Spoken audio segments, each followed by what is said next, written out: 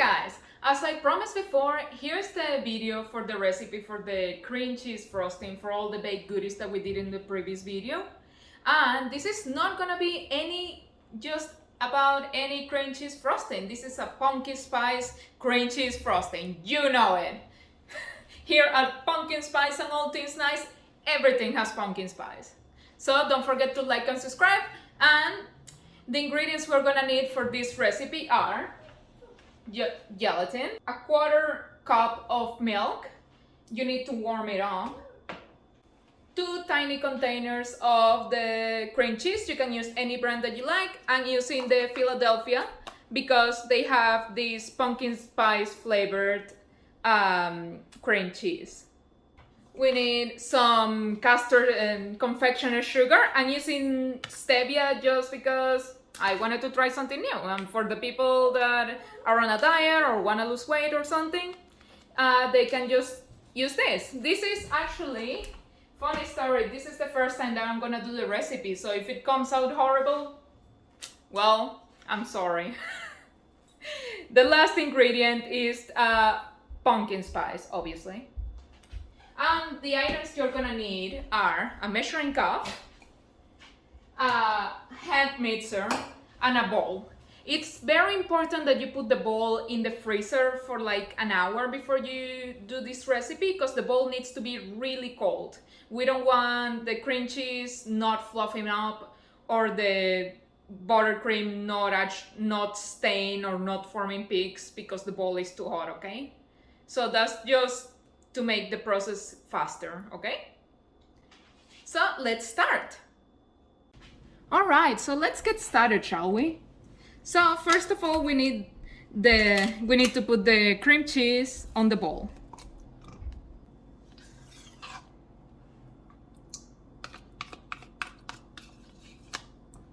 So we're gonna start mixing this together until they are a bit creamy. Mine is a bit melted because I took it out of the fridge with too much time. So we're just gonna mix this a little bit and then we're gonna start adding the sugar. Yeah.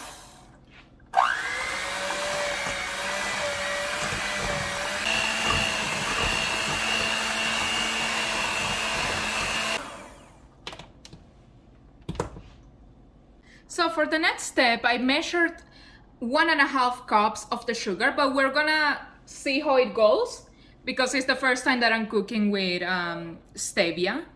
So let's start pouring just half of this, which would be 3/4 of a cup. And let's start. We're gonna add then the remaining sugar.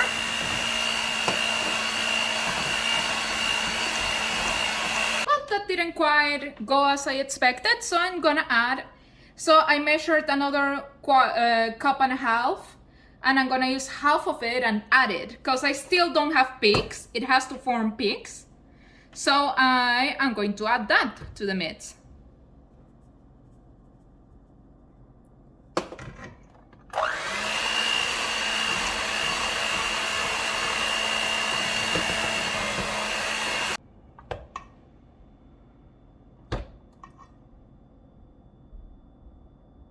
And as you can see, it is forming peaks.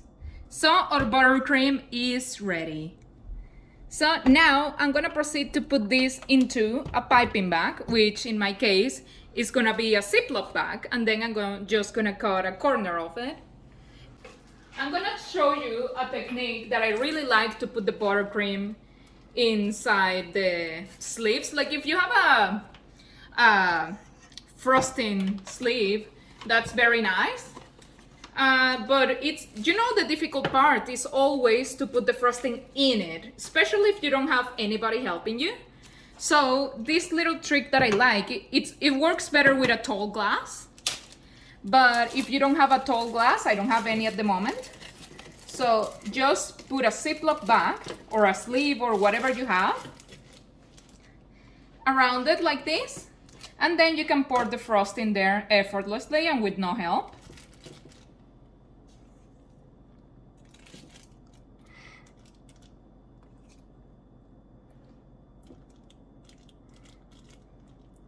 And I'm gonna leave some frosting in the bowl because from this we're gonna make some glaze for the cakes. This is only for the cupcakes. So here it is. Now you take the air out. Look at it. You close it. You take the air out. Now close it really tightly. Now try pushing all the cream cheese to one corner. And now we proceed to cut this edge. And look at it. So now we're gonna try decorating some of our cupcakes, okay? So we have some cupcakes here. Look at them, 1, 2, 3. So let's see how this comes out. So you try doing it, look at it. You tie the bag at the top here and you grab it like this with 2 fingers, and then the rest goes here so that you can apply pressure with your whole hand. You hold the cupcake, the muffin, and start making circles. Or you can just do it like as one spur. You just do this.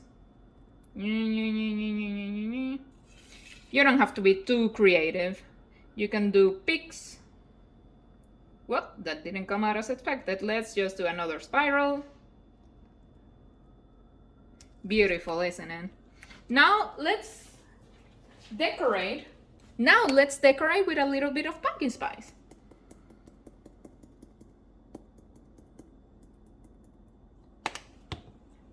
Aren't they beautiful? Shall we try putting some frosting in our skulls? Let's try one. Why not?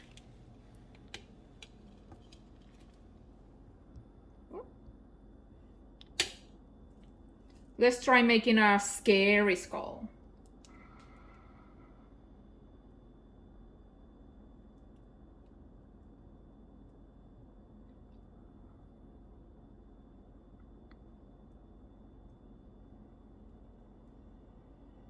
All right, that looks awful.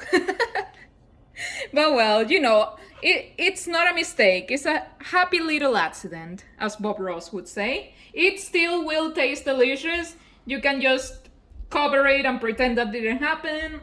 Or, you know, whatever. Let's try another skull.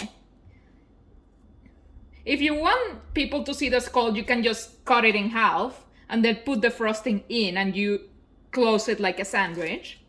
Or if you don't care if people see the skull or not, you can just put the buttercream like this. Or no buttercream at all. It tastes amazing without it. With and without it. So for the cake, we could use the glaze that we're gonna do in the next part of the video, or you could this one is a spider web, but you can use any design you want. You could just trace the spider web design, as I'm doing here.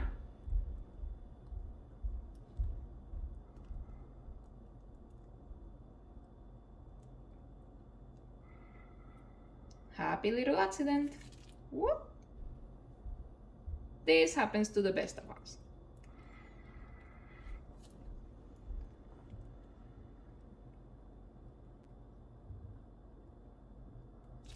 And see how easy it is? And as you go, you just need to twist the bag around a little bit more so there's always pressure inside the bag.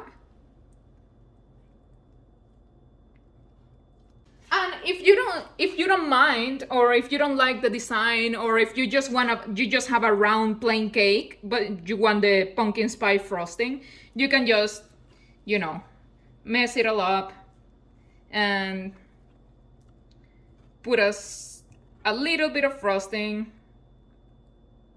I'm putting some frosting in these parts where I took a piece of cake so the cake doesn't dry out. Don't you hate it when you cut a piece of cake and the rest of the cake just dries out? This one doing this. I just cut it for the video, the previous video. And I don't want the rest of the cake to dry out. So I'm just gonna do this. And then you can use more frosting, obviously, but for the sake of the video, I'm not gonna keep going, or else this would be a cake decorating video.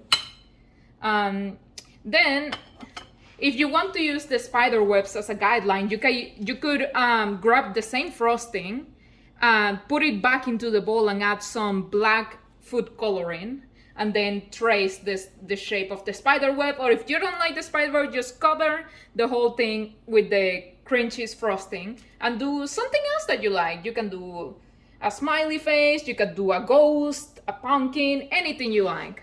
Now let's go and make the glaze. All right, so for the glaze, we are now gonna use the same cream cheese frosting that we did before, but we're gonna add the 1/4 cup of milk that it's already warm, if you can see the steam coming out of it. And we're gonna use 1 packet of the unflavored gelatin. Just a thing. And we're gonna move it around until it is completely dissolved.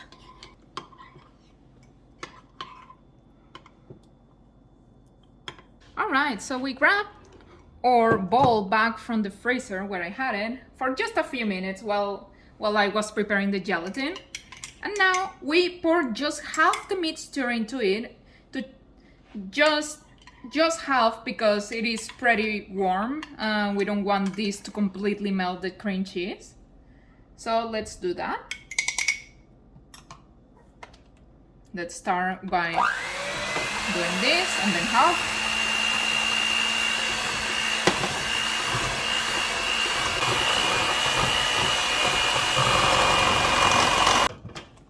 Let's give it a little stir.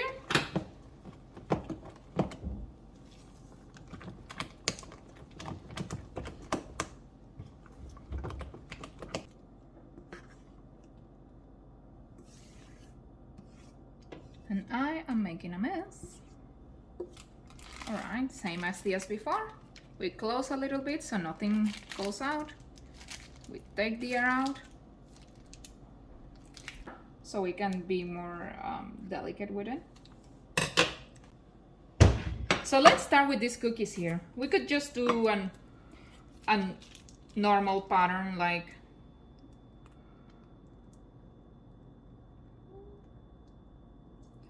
that. Or maybe we could pretend that they're a pumpkin and we decorate them like this. Just 2 triangles, 3 triangles. Okay, that was more like a circle.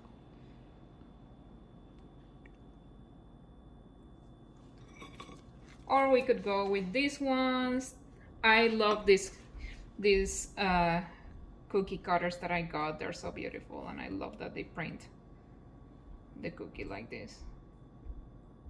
You can just follow the outline. Now for the cake, we could do the same that we did for the cookie. We could just do like a zigzagging pattern. You could go crazy here. You could even do it with the spoon and make it look even crazier. I'm just not very creative. So let's just do this. The bowl was so cold that it actually made the gelatin start to set. So that's why the glaze is not very runny right now. The bowl was too cold because it's a metallic bowl, and you know metal holds cold and transfers the temperature really fast. So that's why the gelatin started to set really fast. So we could try again with one of our tiny skulls. Let's see.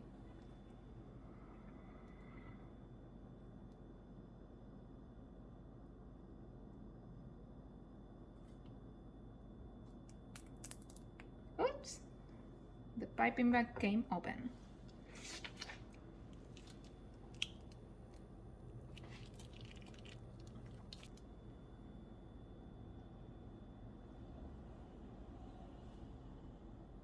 It's looking a bit better than last time, isn't it? We could even do like a little eyeball here. Just make it look like it's looking at you. Isn't it beautiful? Yeah, doesn't it look super cute? So yeah, you can get as creative as you want. You can do anything you want. Like the kitchen is your world. I'm just here to give you some ideas. And I really hope you like my recipe today. And well, see you around. Let me know what you think. Subscribe, click the like button, send me your recipes, send me even inspiration. If you tell me like what you want to do, I'll give you some ideas, or I'll try them myself and I'll make a video out of it. All right? See you.